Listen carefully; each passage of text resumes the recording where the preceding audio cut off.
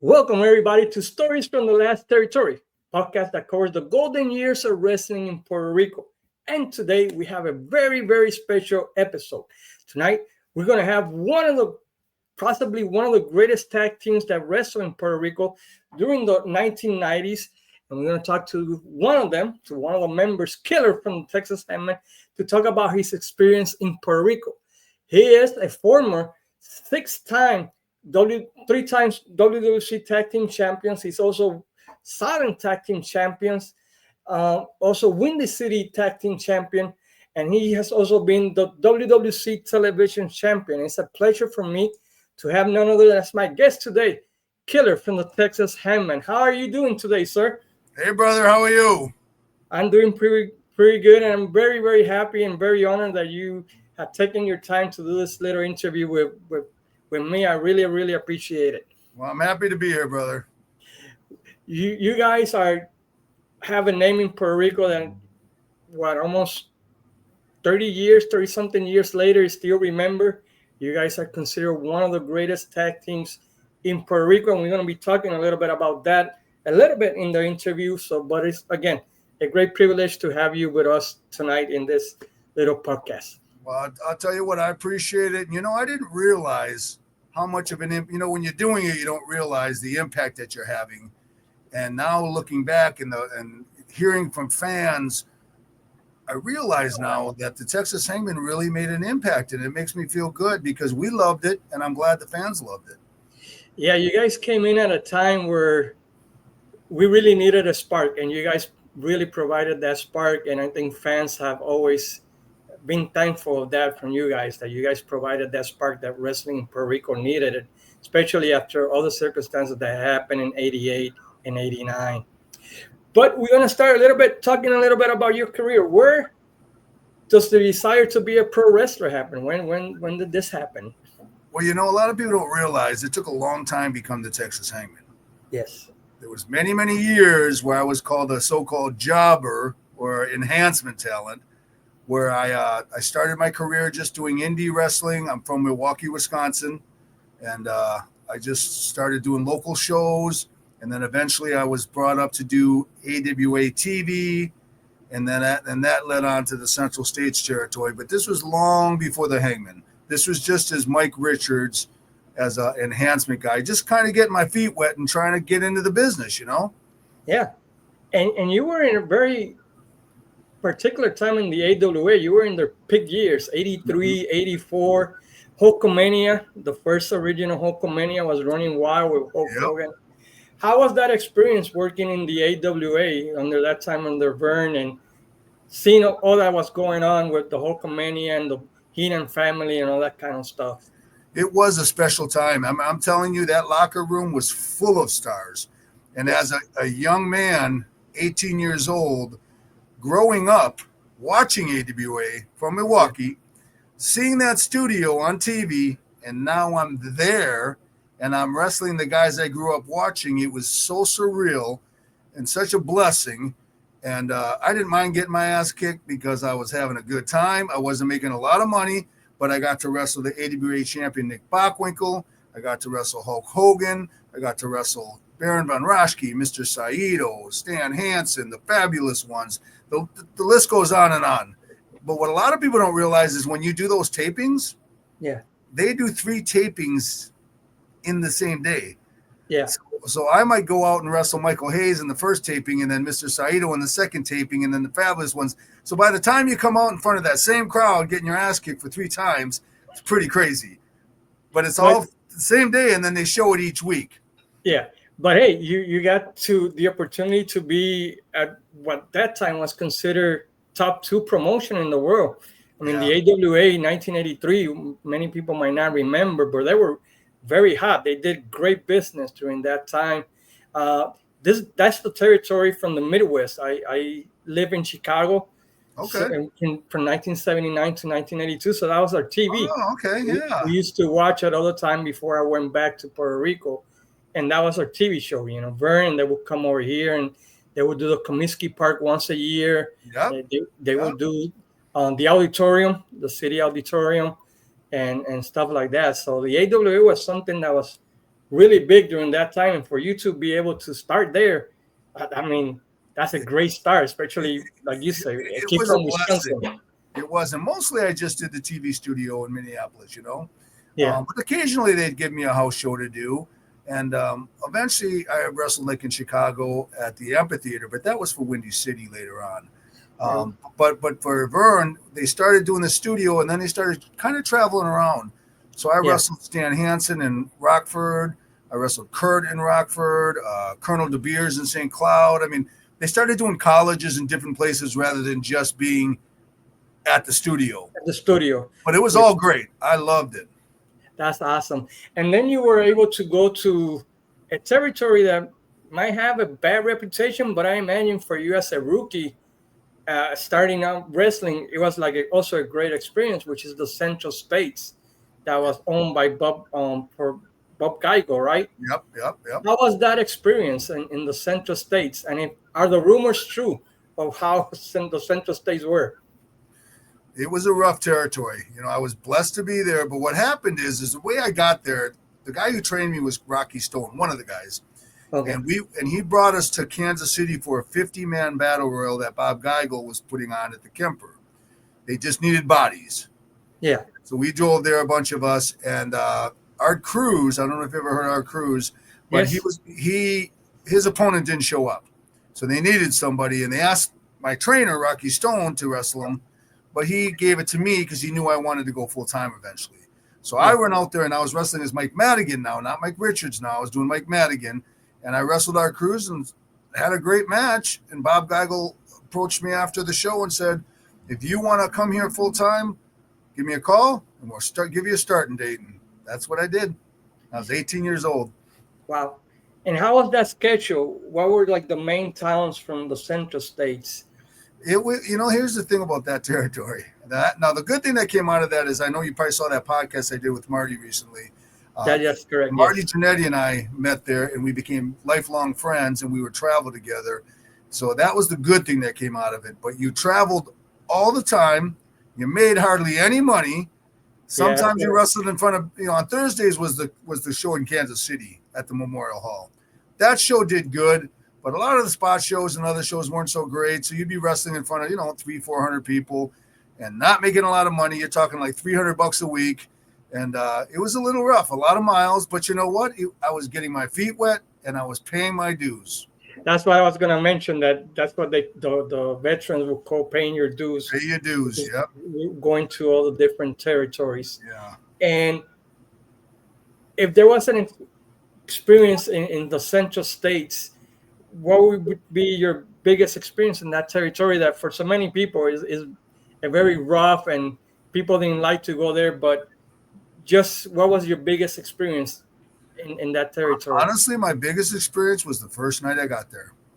So Okay. what happened is I got to the hotel. I went to the studio and I met Bob Geigel again. And he said, okay, show up tonight. I didn't know who my opponent was. And it was Gypsy Joe, an old timer who's very, very, very stiff. And I'm a young man. Now I never even met him. I didn't get to talk to him before the match. I went out there and I was wondering what he even looked like. And then I see this kind of old guy walking out and I'm like, okay, I think I can handle this. And I was wrong because that guy came out and he beat the living crap out of me for about 8 minutes. He pulled hair out of my head. He chopped me so hard. This is the truth. My chest was bleeding. He brutalized me and I was so young. I didn't know what to do. I had never wrestled anybody that wanted to actually beat me up. Before that, it was always just like, I'm there to help them, Yeah. And, it was not a good start, and that's why I probably didn't get the impact that I wanted to. But that's my, for sure, most memorable moment. Is horrible. It was terrible. Well, he was getting you ready for Puerto Rico because he's from Puerto Rico. Also, Well, that was many, many years before that, but it did help me get tough. And then, the thing that sucked is I had to wrestle him probably once or twice a week for the next 3-4 months. And eventually he started to be a little easier. I guess I had to show him that I could take it. Yeah. Yeah, and he probably said, you know what, this guy can take it. I respect it. He's earned it, yeah. Yeah, he's earned it. But these kids nowadays that go into business, they don't know how that is. You don't get beat up and have to take, you don't have to earn your spot like you used to. Yeah, I mean, I was reading a biography of Hogan, so I was doing a podcast for him, talking about his career, and Uh-huh. like at the beginning, Hiro Matsuda broke his leg, just to test him, There and you go. nowadays, you do that, they'll cancel you or Yeah. they'll sue you or whatever. You get put in jail. Yeah, It's a whole but nother back in world the nowadays. You can't even say things to people anymore. When I was learning how to wrestle, I got my ass chewed out many times. yeah, I mean, and but back in the day, that's how they Yeah. filter the And I, ones who wanted it and the ones who didn't and I want. think it was good because it built character. Yeah. You know? You mentioned that you wrestle in San Luis, and for historians, San Luis has always been considered like the mecca of the NWA. Yes. What was that experience in wrestling at the Chase, which to this day still remember as like the place to go to wrestle? Honestly, that was a big moment for me. I wrestled there, and I wrestled 3 times. I wrestled Bulldog Bob Brown, Angelo Mosca Jr., Okay. and Hulk Hogan. And it was great. This is the same. The way I got there, this is before I got to St. Central States. This was Okay. before. I was a jobber guy. And Rocky Stone, the same guy who trained me, brought me there. And I'll tell you what, it was amazing. It's a small building. It's a hotel. You go upstairs. I mean, it's a weird situation, but it was great. And the locker room was full of stars. I look over, there's Blackjack Lanza, there's Jerry Blackwell, there's Hulk Hogan. I mean, the list goes on, the Von Erichs, everyone was there. Yeah, because from what I have read and have learned through reading and look history stuff, is that not everybody will go there. You were invited to go to wrestle at the Chase. So just the fact that you were invited in a way, by your trainer and everything, that's something that, a nice tip in the hat, right? Yeah. That's a special memory for me. And I'll tell you what, that everyone knows this that's in the industry. That ring at the wrestling at the Chase is like a boxing ring. And it is so stiff. I mean, it is when you take a bump there, you're really taking a bump. It's hard. I cannot even imagine. Terrible. Yeah, it's like the old WWF. You see in the old WWF in Madison Square Garden. That ring looks like it's gotta hurt. Well, I'll tell you what, the Puerto Rico rings ain't that great either. Oh, really? I always wanted to tell Carlos, break down and spend a little money and make them things a little softer. They are hard. They're not as hard as the Chase, but they're hard. That's why if you notice in Puerto Rico, it's more of a punch kick territory, because you can't take that many bumps, so you won't be able to walk. It's a stiff ring. They didn't put a lot of cover in that match. At all. No give at all. It's like, you take a backdrop on there and you know it. Oh, wow. That's whereas in a lot of rings like the AWA, easy. Mm-hmm. Yeah. And then you went back to the AWA, right? At the 86, 87 era? Yeah, I got my notice. I wasn't ready yet. And they sent me back, said, get some more experience. And I went back to the AWA, and then I wrestled Brody, which we know about that whole deal with Invader. I wrestled him before it happened, obviously. Stan, Larry Zbyszko. And then we started doing the Showboat in Vegas. In Las Vegas, yes. Which I love because we'd get flown out there, and we'd spend all weekend there. And that was a lot of fun. Midnight Express. Those tapings were also long, right? Those TV tapings in Las Vegas, they took forever, right? Three tapings. So I might wrestle the Rock and Roll Express one taping, and then the Midnight Express another taping, and then the Midnight Rockers another taping. You never know who you're getting. How much had the AWA changed from the first time that you were there to 86 that you went back? Greg was running it more than Vern was by now because Vern was getting up there in age. So that was a change. And honestly, you could see the talent was not quite the same talent that you had when I was there at the studio. Mm-hmm. That was top talent, almost like WWE talent.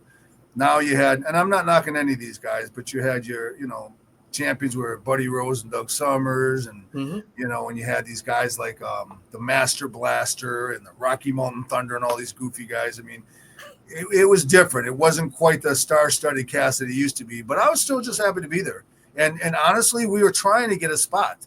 So me and my partner, he was Rick Yantner, I was Mike Richards, and we had done jobs for so long. we were hoping eventually they'd give us a break.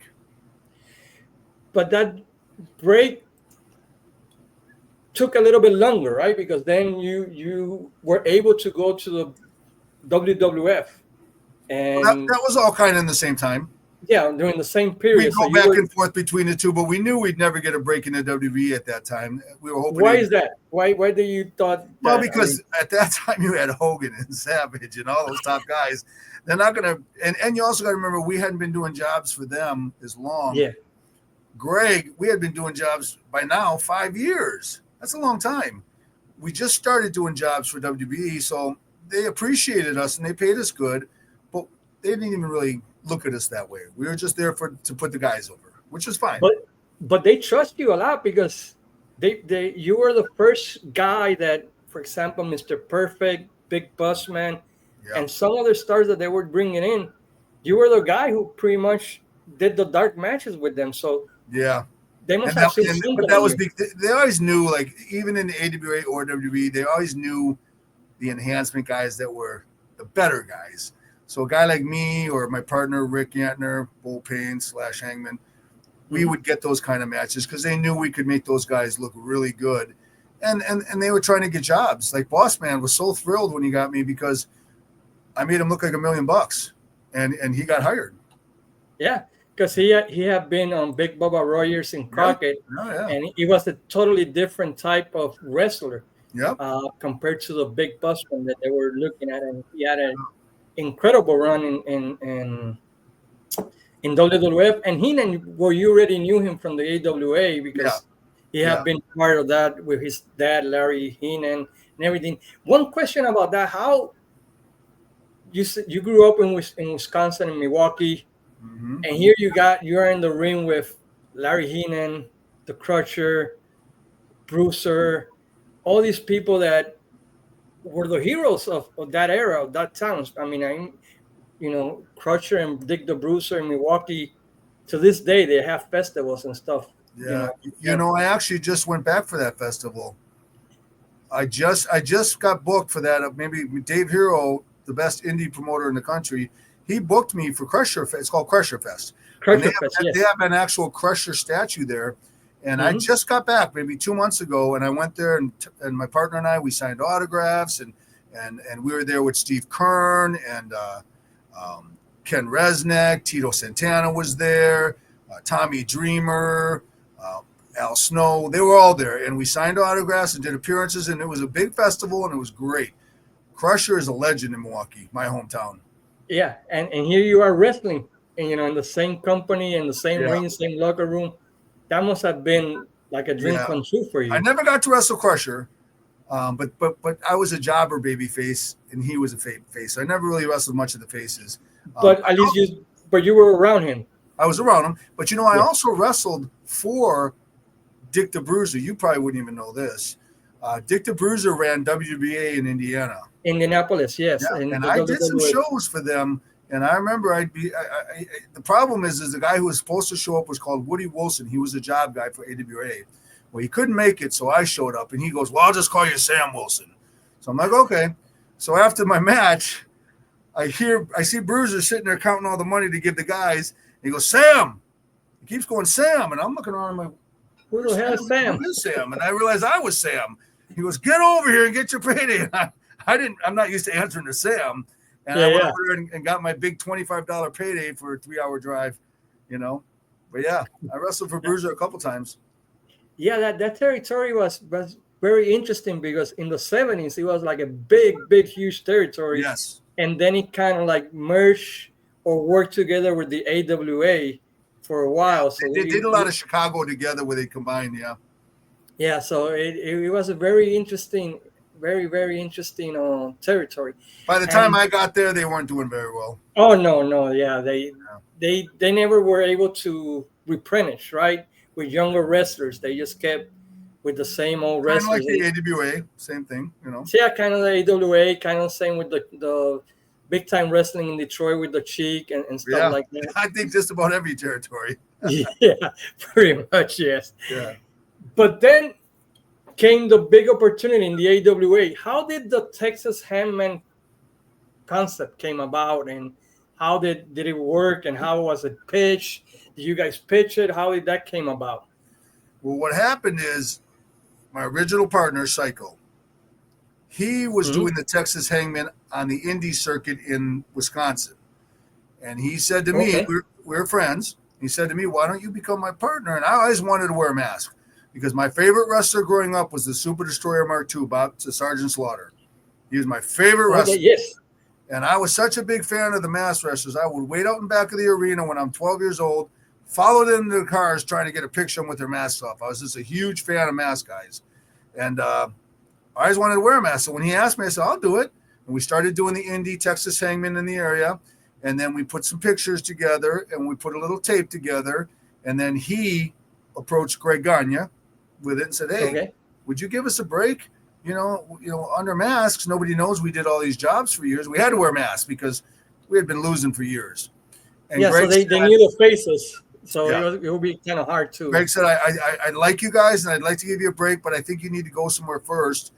And he put us in a match as Mike Richards and Rick Antner in Wisconsin on TV against Jerry Lawler and Bill Dundee. They were the tag team champions at the time because he said maybe Jerry will like you and bring you to Memphis. Yes. So we did the match, but unfortunately, and I told Bill Dundee before the damn match, I said, I'm not comfortable taking this move. He did this thing where he would kick you as you come off the ropes and you'd have to flip and land on your head, but from the opposite way. And I told him, I'm not comfortable doing it. He goes, oh, it'll be okay, mate. Well, it wasn't okay because I landed on my head and I knocked myself out on TV. Oh, wow. Out cold. Finally, Jerry wakes me up in the middle of the match and he just pile drives me and pins me. But that wasn't a good impact for them to want to bring us down. But they did anyways. They did anyways. And we went down there and we did a weekend. We wrestled the Rockers and we wrestled the Nasty Boys in the USWA. Mm-hmm. But they didn't hire us because we were still green. But then eventually, one day Greg called my partner and said, hey, come up with your gear. We're going to give you a shot. And we did. And from that on, it was. And we were talking outside. How complicated it is to travel with that news all around the United States? You know, at first it was strange. And it was strange wearing the mask because I had never wore a mask before, even though I wanted to. Mm-hmm. The mask can be hot, you know. And the thing people don't realize is when you wear a mask, you have to exaggerate all your moves because people can't see your face. You see what I'm saying? Yeah. So like if I'm in an armbar, I can't just make a face. I got to move my arm around because people won't see it otherwise that I'm in pain. So you have to do twice the amount of work when you wear a mask as a wrestler because you have to animate so much more. And a lot of people don't realize that. On top of that, you're wearing a mask that makes you tired and sweaty. So it's a challenge, and it took a long time. And the cardio and everything with the breathing and everything is a different. And we always wore our masks from the time we got to the building to the time we left. So sometimes we'd have our masks on 5-6 hours in a night. Wow. It was hard. Yeah, I imagine. We never took them off. I didn't want anyone to see us. Even in AWA, we would arrive to the building with the masks and leave after the matches. And a lot of our opponents didn't even know what we looked like. Scott Norton and John Nord didn't even know who we were. Wow. And we wrestled them all the time. And what I was going to say, it was protecting in a way your gimmick, right? Protecting your character, protecting everything, which is something that is lacking today. Today you see opponents wrestling and then 2 hours later they're taking a picture together, you know? Right. Things have changed a lot. But also, you know, with the internet and everything else, it'd be very hard to keep your identity secret. True. You know, when we were doing it, people really didn't know. When we went to Puerto Rico, nobody knew who we were. They all do now, though, don't they? Oh, yeah, they do. They really do know you guys. And we're going to be talking about that. In the AWA, you had a couple challenges against the Destruction Crew, right? Yeah. Mike Inez and Ray Bloom. Yeah. How did that came about, and how were your series of matches against them? They were fun. The Destruction Crew were cool guys. They were Minnesota guys. And it's funny because Mike Enos lives in Tampa now, and I actually ran into him not long ago. He has a painting business, and I ran into him out of the blue. But yeah, it was cool. The Wrestling Destruction Crew was great. They were snug. They were good, and I really think if AWA had stayed open a little longer, we would have had the tag team titles, which would have been my dream because I grew up in that territory. That would have been my ultimate dream. But Yeah. unfortunately, they closed because when they closed, Brad Rheingans and DJ Peterson, was it DJ? Or Ken? No, Brad Rheingans and Ken Patera were champions. Yes. And who would they have lost them to except us? Because we were the only top tag team. Exactly. How those last days of the AWA, how tough was it, and what it meant for you first as a fan growing up, then as a wrestler, pretty much through the whole '80s to see them close. Well, it was sad, but at the same time, we knew it was coming. I mean, we knew it was coming, and we were ready to actually. I mean, we stayed there, of course, but we were ready to move on. We wanted to become superstars. You know, there was nothing more we could do there. You know, but we loved it, and it was our break, and we're very thankful of it. But we saw it coming. Yeah, I thought that in '86 they had a shot, and they had the Midnight Rockers going. Yeah. They had a couple. They had Heenan as a world champion. Yeah. I thought there they had a chance, but it just wasn't to be because then the big two will come in and just take everybody. Which it was a money thing. Vern didn't have any more money left, and neither did a lot of the other companies. And once Vince came in, he took all the top talent, and it was what it was. There's nobody that could compete with that. Nobody. No. Once, especially after WrestleMania 3, it was over. Exactly. It was game over. It was over. Yep. After that show, it wasn't a matter of that is what's going to happen. It was just a matter of when. It was. And how are you going to keep top talent and pay the talent when WWE can just call them and pay them more? Yeah, exactly. Yeah. And you know, one of the first companies that they did that too was AWA. They took everybody from that '83 crew. You know, took Bobby Heenan, Bobby Heenan, Jesse Ventura, Adrian Adonis. They took everybody. I mean, they didn't leave much, and thankful that got us our break. But it sucked for Greg Gagne and Vern. Yeah, but it really put a dent on the AWA. Yeah. So that AWA closes. How in the heck do you guys end up in Puerto Rico? You know, it's funny because growing up, I would look at the magazines and I would see Puerto Rico wrestling in the Invaders and Big Red and just Hercules Ayala. And I was a kid, you know, and I never thought I'd ever be in Puerto Rico. Never. And what happened is now, once Vern closed, I had put together a tape of all our top matches in AWA. And I had the address for Capital Sports, and I sent it down there. And I could not believe it, but about 3 weeks later, on my answer machine, that shows you how old this is. Yeah. On my answer machine, I came home and I heard, "Amigo, this is Jose Gonzalez, the Invader. Could you please call me? We want to bring you down to Puerto Rico." And I called him. And just like that, you guys were able to. Well, he said, "I have some ideas." He goes, "Why don't you come down for 2 weeks? Okay. And let's see how it goes." And I said, "Okay." And at the time, we both had jobs, like actual jobs, because, you know, you can't make a living off of wrestling until you're full time. Yeah. So we got leave of absences from our jobs, and we hopped on a plane and we went to Puerto Rico, not knowing what to expect. And how was that first day in Puerto Rico, in the airport and everything? How did they pick you guys up? The first day was the craziest day. So we get to the airport. Now, keep in mind, they don't know what we look like. Yes. They just seen you guys with the mask. They don't even know who they're picking. Whoever's coming to get us doesn't even know who they're picking up. So we get there, and we're standing out in front. You know how you're not allowed in the airport? You have to – I don't know if they do that now, but it used to be you couldn't get into the baggage area. You'd have to wait for your family out there. Do they still do that? It's still like that. Okay. It's still like that. So we come out, and we look around. We don't see any guys that look like wrestlers or nothing. We're like, damn. There's nobody with a sign or anything. No, we're thinking, damn, they might have forgot about us. Finally, a little Spanish guy comes walking up to us, El Exotico, Felix Tapia, yeah. Yeah, he comes up to us and he goes, "I'm not sure. Are you the Hangman?" Because, you know, he didn't know who he looked like. We go, "Yes." He goes, "Come on, we have to go. We have to get you to the studio to do interviews." And this was on a Wednesday, and TV was on Thursday. So we get in his car, and he's got this little old car, right? And he's driving us to the studio, and we realize this is the craziest drivers in the world, the Puerto Rican people, like the craziest. Like the cars are getting right next to us. Nobody gives a crap. Everyone's just driving like maniacs. So we're like holding on to we're like, damn, this is crazy. And we get in an accident. We actually get in an accident. We get hit right near the office. We get plowed into. Felix's bumper gets knocked off. Felix gets out, and him and this guy start talking in Spanish. We're like, this is crazy. And finally, you're like, what do we get into? Yeah, what do we get into? So then what happens is Felix grabs his bumper. I'm not lying. And he says, roll the windows down. So we roll the windows down, and he slides his big-ass bumper through the car. So now we're driving, and we got the bumper on our lap because he has to get us to the studio. And we're going, what the hell have we gotten ourselves into? So we finally get to the studio, pull the bumper back off because it's not attached anymore to the car.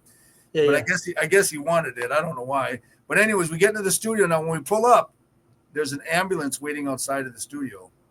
What the hell? Yep. And we're like, what is going on? And someone from the office comes out and says, hold on, don't go in yet. We have an issue going on. We're like, another issue? So finally they bring us in and they put us in a little side room. Well, I want to know what's going on because, the Invader Brody thing and all that. I peek out. This is a true story. This happened.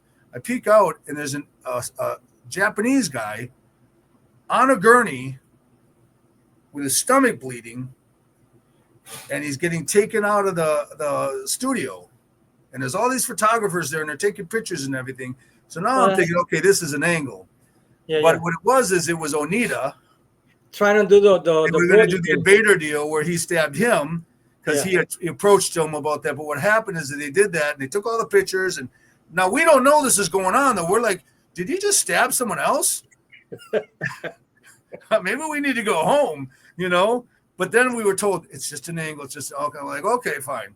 So he leaves, and then we do our interviews. But talk about a hell of a first day, bro.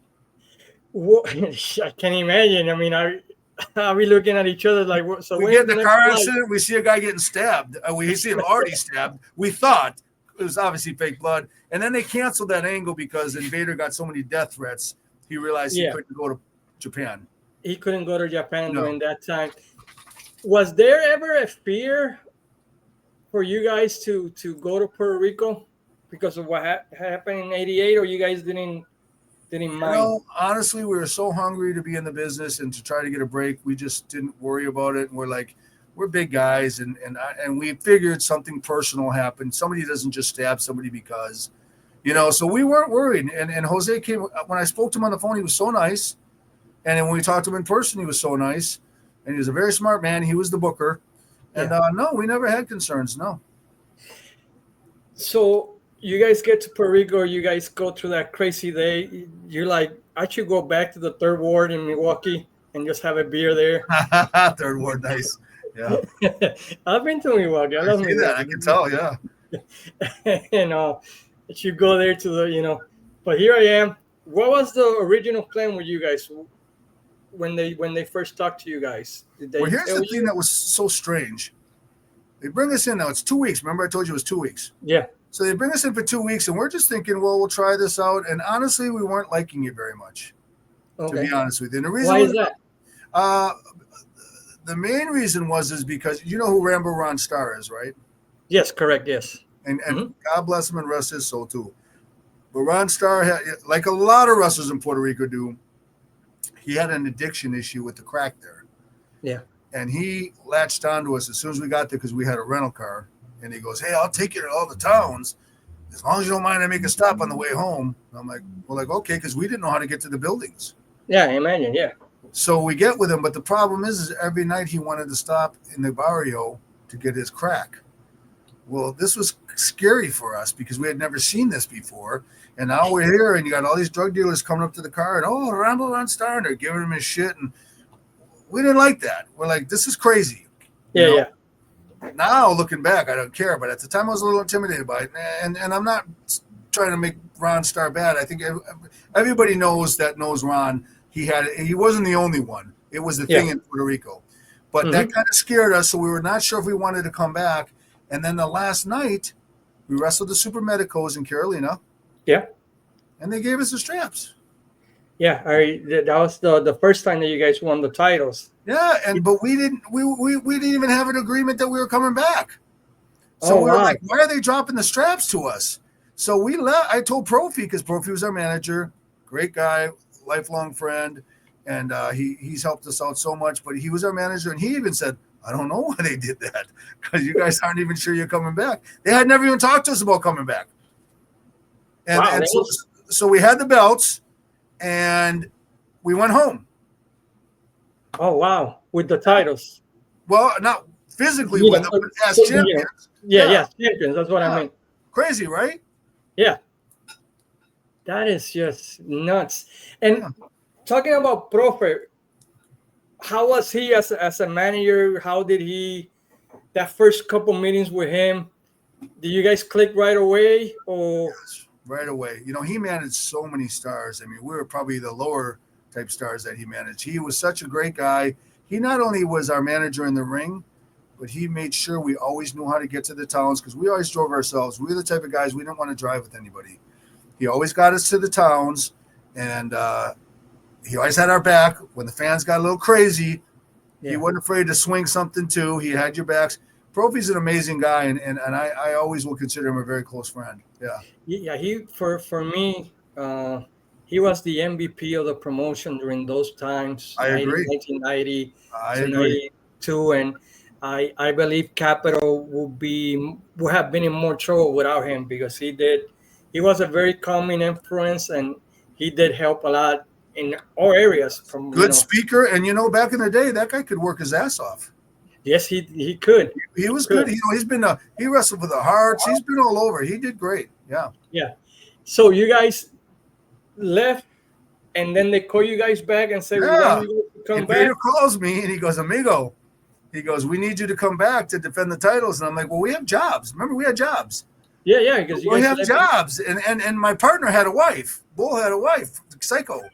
And he goes, we're going to pay you $1,000 a week, which was a lot of money at that time. Yeah, that's We're pretty going good. to pay you $1,000 a week, and we're going to do an angle where you hang me, and it's going to be very big, and it's going to draw a lot of money, and it's going to be very exciting. And I said, all right, well, let me talk to my partner. And I talked to my partner, and he goes, well, damn, I guess we got to go back. And we hopped on a plane, and we came back, and we did the angle. One of the best angles of all time, I think. How did that idea came about? Because even Invader. to this day, it just mind blowing. I just saw it, to do the episode that I did about the feud, and Yeah. it's still mind blowing how you guys. So Invader was the one of the idea. Well, I'll say this: Invader was for sure a part of it. I think Okay. Eric might have had a little bit to do with it, because he was very wise as well. But Mhm. the whole thing with all the wrestlers coming in, and then another wrestler comes in, and then Sasha comes out, and it was just, to me, and then Savio, TNT turning, Mhm. it was magic. It was to me, it was magic. It was magic. It's one of those things that people to this day talk about, and they have tried to recreate it. But there was something about that night that it just worked perfectly. I mean, I see it today, and it's just Brother, like, I agree with you. I get chills whenever I watch it. It was amazing. It was a special experience, and I love all those guys, because if it wasn't for them, who knows, hmm. was did you guys expect that reaction, that it blew up, that it Well, would blow up like that? we knew it would be good, but we didn't know it was going to be that good. I mean, the thing is nobody realizes how hard that was, because having and more my partner than me, having Yeah, him on his back for so long, holding him with the noose, and I yeah. had the legs, but my And the partner did that. timing of it, He was and a little stronger than I was physically, so he did that, because I don't know if I could have held him up that long. But it was great. And honestly, I mean, I don't think our match with those guys was that great, but it was our first time working them. yeah. We had never even hardly been in the ring ever there. And Hmm. but yeah, it was great. And after that, the territory went on fire. Yeah, you guys lifted up the first feud. The first part of the feud was Yeah. against Carlos and TNT Yep. or Savio. How was that? How was that reaction the first time after the angle going to the arena by the fans Fantastic. towards Fantastic. you guys? Remember, we did a cage match in Bayamon. I mean, we did a Yeah. lot of stuff. And Savio is an amazing guy to work with. He's so good. People don't realize he's in my top 5 wrestlers I've ever worked with, and I've wrestled Really? everywhere. How? He's really good. In He's what just sense? smooth. He's always in the right position. He's a good guy. He's got a good attitude, and he's just very talented. He's a good guy. He's great. He's one of the best. Yeah, many people thought in that 1990 that they should have given him the ball and let him I run agree. with it. I think he should have got the shot because he deserved it. But don't get me wrong, Carlos is great too. I'll tell you one thing about Carlos. He was the boss. Yeah. We didn't treat him like the boss when we were in there with him. We were rough. Well, he kind of liked that, right? He loved it. And that's what I loved about Carlos. Invader doesn't like that. I'll tell you that right now. Invader's like, amigo, lighten up, amigo. But Carlos. Suave. Don't step. Yeah, don't step. exactly. I mean, don't get me wrong. Invader's a tough guy too, but he doesn't desire that. He'll take it, but he doesn't desire. Carlos don't give a shit. He'll give it right back. Yeah. That's something I have heard from many other wrestlers that Carlos will like bring it on. And that's why people love to work with him. He punched you in the head. He punched you in the head.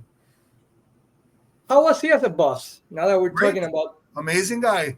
He was a gentleman. He was respectful. We had the incident later on, which I guess we'll talk about later about the payday. Yeah. And they didn't pay a lot of guys sometimes. There was always payday issues because of the income coming in. But they always paid us that time. We made our $1,000, and I felt bad because sometimes they'd come in on a Saturday night with these big-ass envelopes for my partner and I, and then they'd go to Rick Valentine and these other guys, amigo, we can't pay you guys. And Next week. Next week, right? Amigo, here's some panadillas, and we felt bad, but what are you going to do, Yeah, you got to get paid. I think we would have got more heat, but all the guys knew we were really good dudes. Yeah. And it wasn't our fault, but we were going to get our money. We had to get our money. At the end, it's the office, right? So we were the top draws, bottom line. Yeah, definitely, yeah. It was you guys and maybe the Sasha Monster Reaper feud that was carrying the company. That was good too, yep. During that time. So you guys have the feud with TNT and Carlos, and then it jumps to Invader. He comes back. Yeah. How was working with Invader during that time? Dude, the fans were on fire. You saw that match. I mean, he grabbed me because I tended to sell a little more than Bolded, my partner. Psycho was a little rough around the edges. He's a great worker, don't get me wrong. But you gotta really earn it with him. I don't mind. And so Invader, of course, I knew he was gonna grab me. He took me all over the stadium, beating the hell out of me. And wait a minute, there's my girl. Oh, my girlfriend just got home from work. So hey, hello. baby. Is it okay that I come in? Yeah, just say hi real quick. Hi. Say hi to Puerto Rico. How you doing? Good. Nice to How are meet you. you? I'm doing pretty good.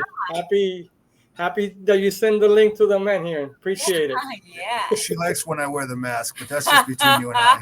That's a whole other story. There could be an after party after that. Oh, absolutely. Thanks for stopping by. Yes, you guys have fun. I just got home from work. I appreciate it, baby. Love You you. guys have Nice to fun. meet you. Night. Love you. Have a good day. Thank you. Come on. So anyways, so bottom line is he grabbed me, took us all around the stadium, and it was a great, and he had that heart punch thingy going on, and Invader was easy to work with. Let me tell you something. That guy is so easy to work with. Very light, just takes it easy. He's good. He's very good. He was in WWF many years ago. Mm-hmm. Many years ago. He's had a hell of a career. Hell of a career. Portland. He also worked in San everywhere, man. That guy's done it all. And then comes a Bronco. He joins the fray with Invader, and you guys kind of repeat that angle again, right? Pretty much where you got trying to hang him again. We did a deal where we tried to, but he flipped over and he got out of it, type thing. And it was just to set up for me, Bronco. And the funny thing is we didn't even know who Bronco was, and I think a lot of Puerto Rico fans didn't know who he was. No, you guys set him up as a main eventer. That feud, push him all the way. Put him right, and I remember at first he had this really hot girl with him. Remember he had that real hot girl with him? Yeah, Amaryllis. Yeah, and we're like, damn, I hope she keeps coming out. But then she left, unfortunately. But it was cool. I mean, and Bronco's a great guy too. Great guy, and good worker. And we had a lot of fun with him, and the feud was great. Honestly, I mean, all those feuds were amazing. My favorite match is the street fight. Yeah, Caguas. It's just a great street fight. Yeah. one of the top ones in Puerto Rico. Yeah. Of the thousands of thousands they have done, that's one of the top ones that people remember. In my home city, I was born in Thank Carlos. you. Yeah. And how did that match came about, and who was the leader of that match? Was it Jose Gonzalez? Well, I mean, the thing about Puerto Rico people don't realize is compared to maybe other territories, in Puerto Rico, you're not allowed to speak to you because the dressing rooms are far apart. So Yes. you never get to talk about your match. Whereas nowadays, everyone talks about their match, puts it all together, blah, blah, blah. We couldn't do that. So we had to go out there and just ad lib, just do whatever you want. So there was no leader. Sometimes he'd say something, sometimes we'd say something, and sometimes you just would go with it. You know what I'm saying? There was no leader, but the bottom line is we always worked magic because for some reason we all worked well together. Yeah, you could tell this chemistry, and Profe was awesome coming in and out, helping you guys. His timing was perfect. Yes. Yeah, his timing is one thing that people don't realize. It's not what you do, but when you do it. And yes. And he was very good in that, and especially in that feud. I always admire him for that. And that feud was magic. Was it what you guys expected when you guys? When you look back now, where does that rank? That feud? I would honestly say that probably was the best time in my career. Me and my partner Psycho. That was our best time in our career. I've had some amazing moments since then, and I came back with a new partner eventually. Yeah. I don't know if we'll get to talk about that or not, but bottom line is, but this was the most special time, the most crowds, the most anticipation and passion. It was amazing. I mean, honestly, looking back now, I realize how special it was. And it led to a famous, it was a mask match against the hair of Invader and the mask of a Bronco. Yep.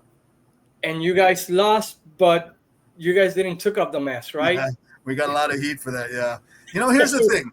They approached us and said, we want to do this mask match versus, and Victor Joe, a lot of people don't know, but Victor Jovica and Carlos are really both in charge. Yes. So Victor called us in. He was always the guy who was the bad. He was good cop, bad cop. Carlos was always the good cop, and Victor was always the bad cop. So if this bad day, news, if you got not involved anymore, but that was the way they worked. So you knew when you got called into the office, if you were going to sit with Victor, you probably weren't going to like the news. If you got to talk to Carlos, you knew you were going to like the news. So we got called. We go like, Victor wants to talk to you. We're like, oh shit, now what? So we go in there and he goes, hey, we want you to take the masks off in the match, blah blah blah blah blah. And we're like, well, we don't want to do that because then we can't come back down the road. He goes, well, just take. It'll be no big deal. You could put the masks back on. And we're like, well, you kind of can't. So we didn't. We just told him yes, but we already decided we ain't doing that. So what we did is we put a bunch of stockings and all kinds of stuff to cover our face. So when we took the masks off, we still had kind of a mask on. Yeah. And I know you haven't seen that match, but I have that match. Eddie, the TV guy, got that for me, and it's out there. But what happened is they took the masks off, and we ran covering our faces like we didn't have our masks on, but you couldn't see our faces. And the reason we did that is because we wanted to come back. Yeah. And that brings a question that a friend, I told him that I was going to interview you, and he's also a historian. He wanted me to ask you. He was very adamant about me asking you that. Why did you guys leave when you guys were still so hot? Well, here's what happened. After we took the masks off, we got a call back in the office, and of course, Victor chewed us. So he's like, you guys were supposed to show your faces. We said, well, we didn't do that because we want to come back. And he goes, all right, well, here's the deal. We want to keep you around because you're still hot, but we can't pay you $1,000 a week anymore. Ah, okay. So at that point, I talked to my partner, and Eric Embry was Booker then. Yeah. And he was leaving to go to USWA.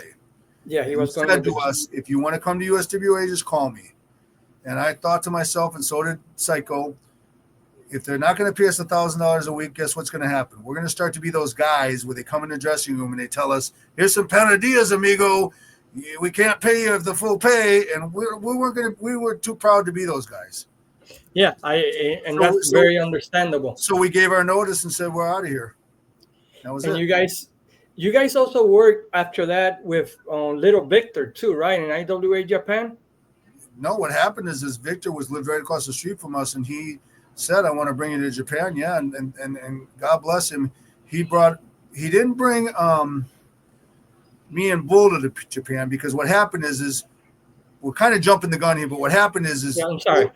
No, it's okay. Bull and I split up when we went to USWA after that. And that's when Victor reached out to me and said, I want to bring you. I was a little bit. I said, I'll have to bring a different partner.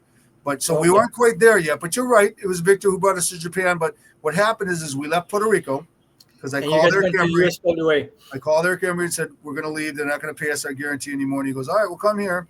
So we got there.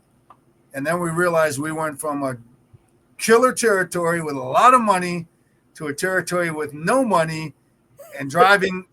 You know how it is in Puerto Rico, bro. You drive to the towns, you leave at 6:30 in the night, and you get back by midnight. You can go out and chase women and have a great time and drink Medallia beer. It's great, you know. Yeah. But then all of a sudden now we're in USWA, where we're driving 3, 4, 6 hours a day, making shit money, $350 a week as champions.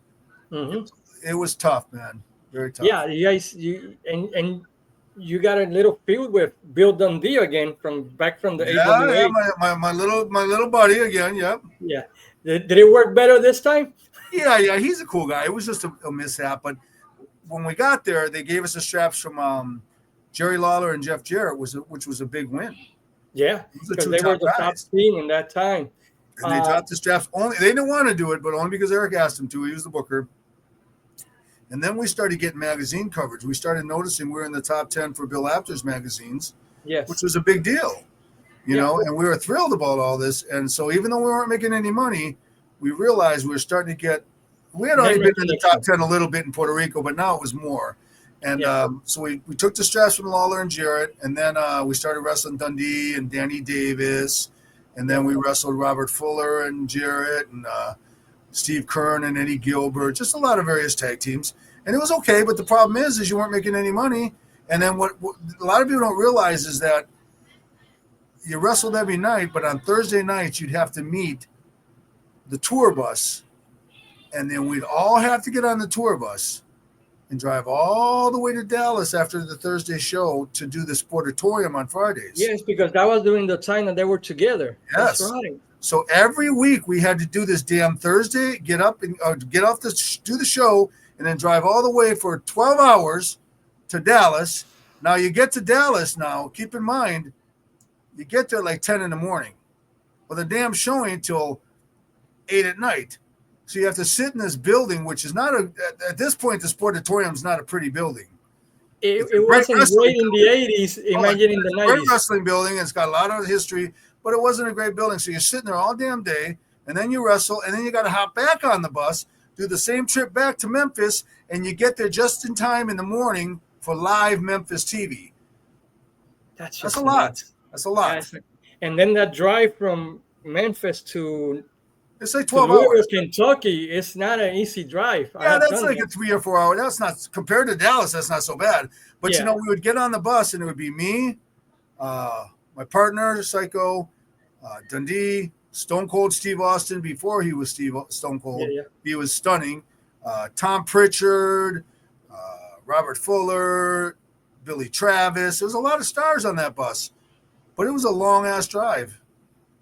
That's just nuts. Just nuts. And then you came back to Puerto Rico in '92, right? Just by yourself. Yeah, and see, if I had taken the mask off, I couldn't have done that.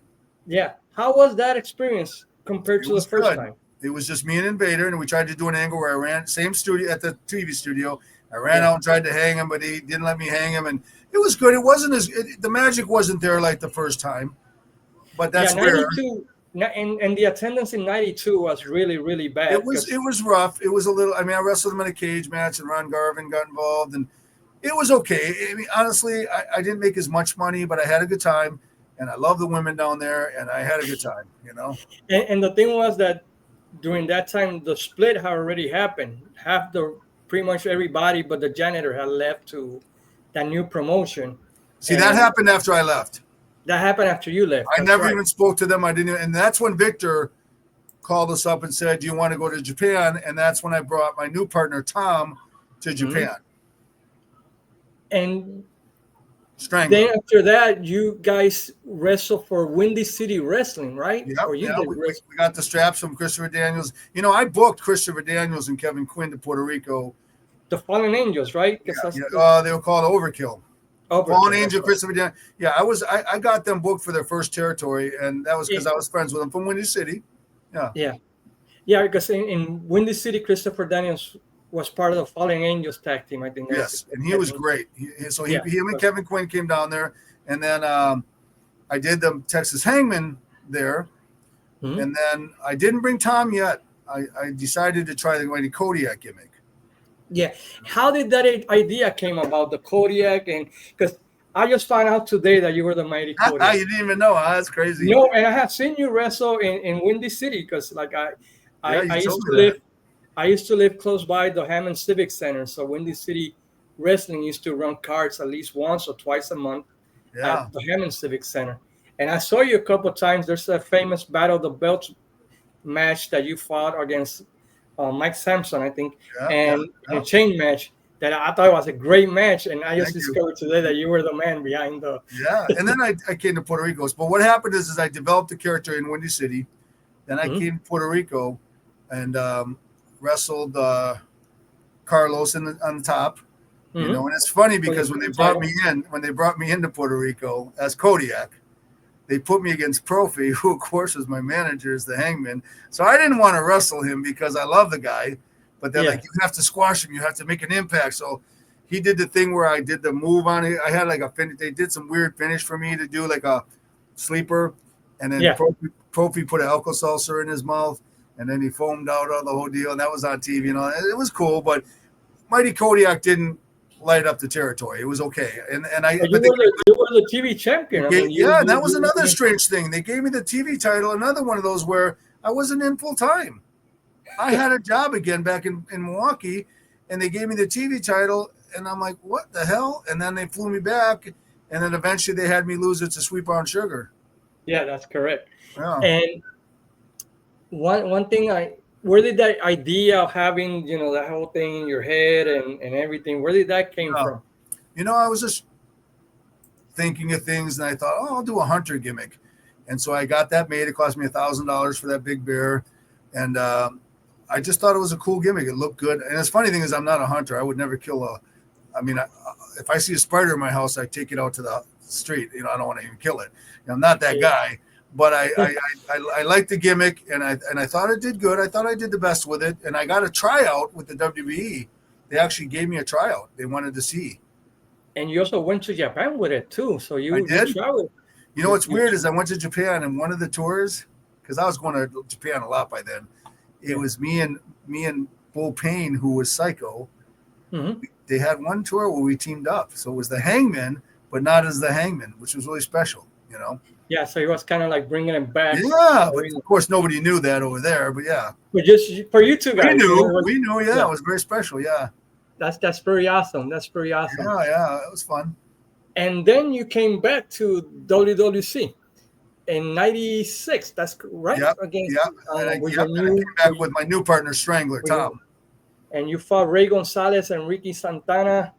How do you think of them as wrestlers? Amazing. Yeah, they were great, especially Ray. I mean, Ricky's great too, but I wrestled some singles with Ray too.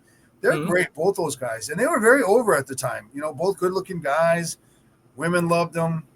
It was great. Yeah, it was a good time with those two. I want to say one other thing real quick here.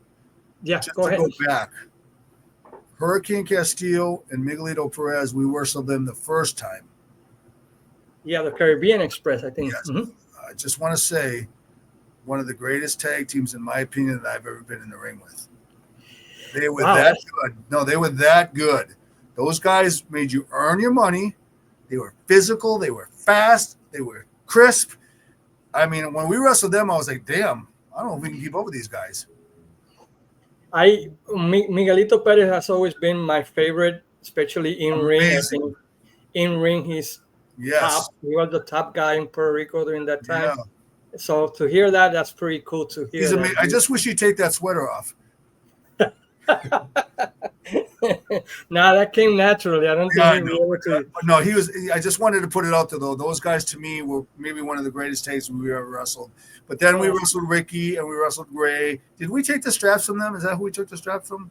Yes, I think you guys did take the strap from them, and then Yeah, you guys defeated Ray Gonzalez and Ricky Santana, and then you kept it for a while, Yeah. Yeah. and Now it then wasn't like before though. The crowds were down. It wasn't the same. no, it wasn't the same. And No, then it you wasn't guys the same. lost it to Lale and Ricky Santana. Oh, really? Is that who we lost it to? Wow, Yeah.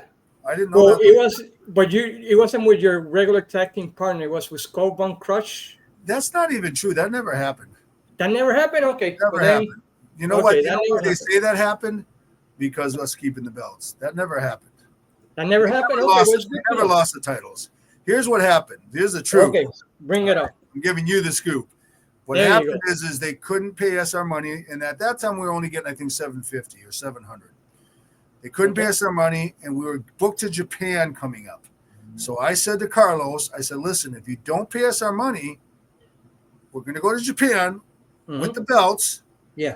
and I'm not bringing the belt back because we need the money first.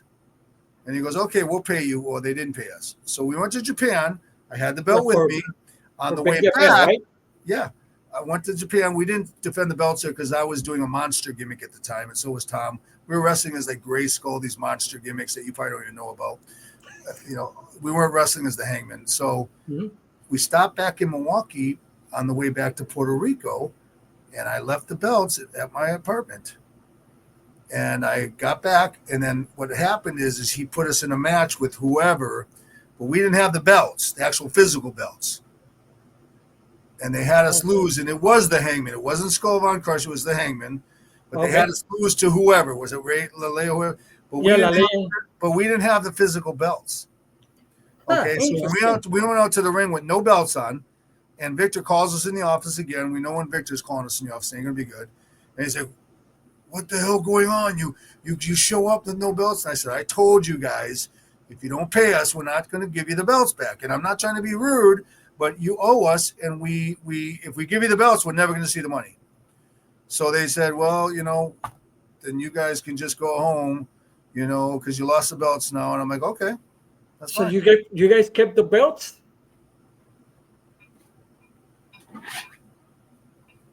You tell me. That is wow. That is wild. This is the actual WWC World Tag Team title. Many stars wore. I swear to you, this is it.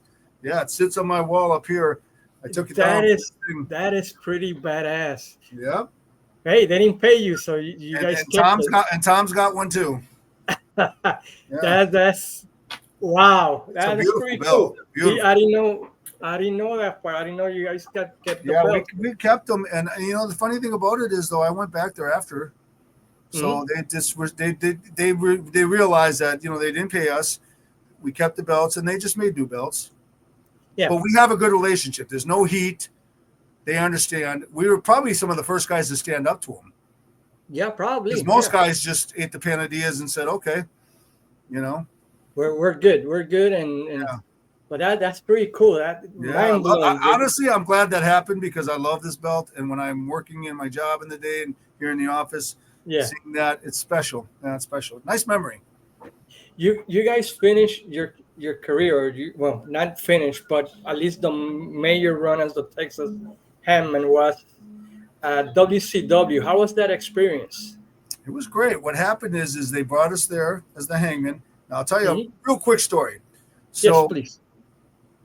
There was a company called the AWF. Do you remember that? Yes, with Terry Taylor was in charge. It was like the 3 rounds. Your knowledge is really good, yes. But the AWF. They were based here in Chicago, I think.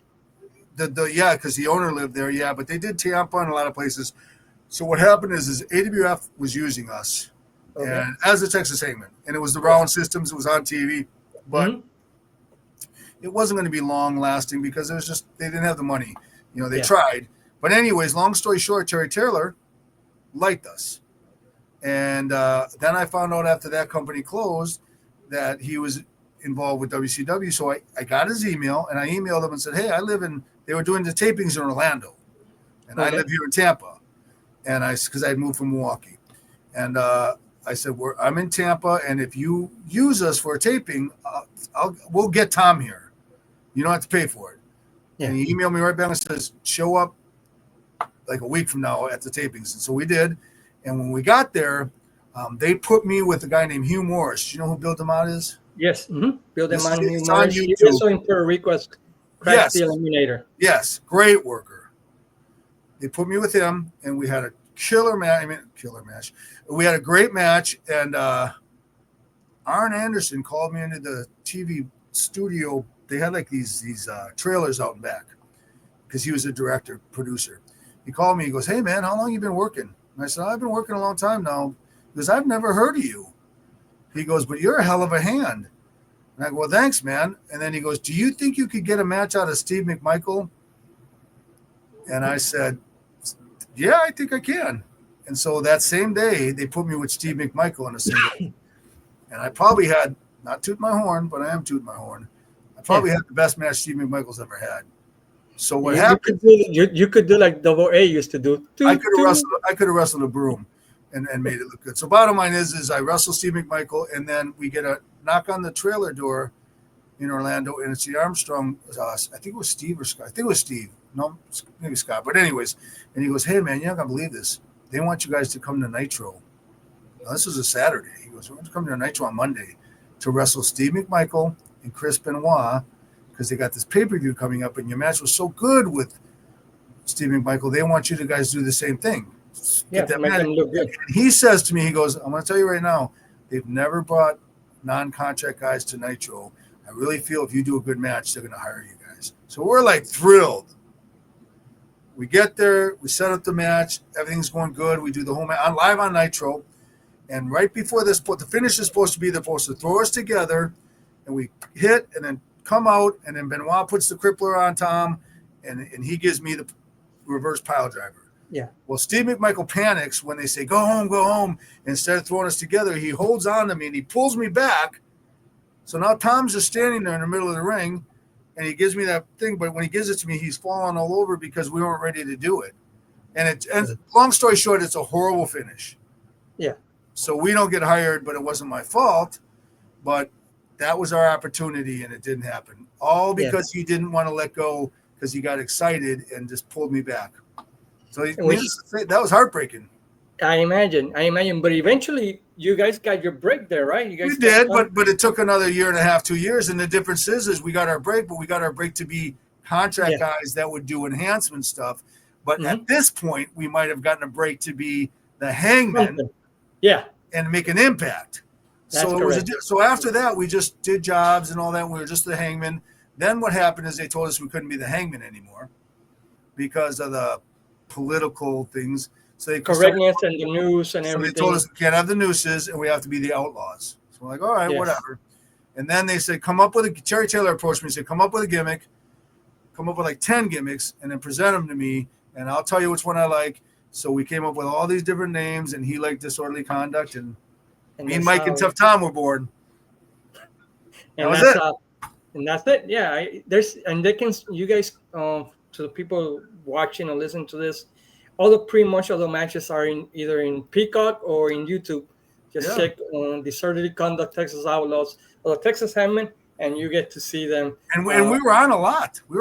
Yeah, you guys were a lot. You guys were like a mainstay. Both gear. Yeah, we were like a core thing, and we would of course put the guys over, but we would have to bring both sets of gear.